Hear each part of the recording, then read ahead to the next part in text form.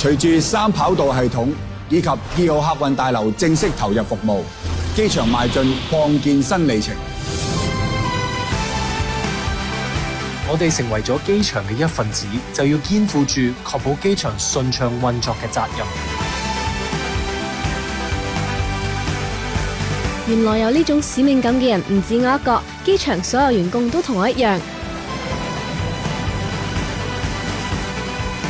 大家就好似接力賽嘅選手，接棒之後就繼續喺跑道向住目標進發。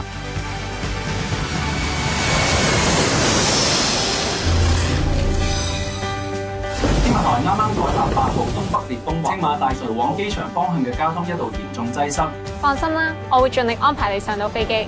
每次面對不可抗力嘅挑戰，機場每個職員亦會分工合作，各司其職，每一個都會將旅客充當成自己屋企人一樣。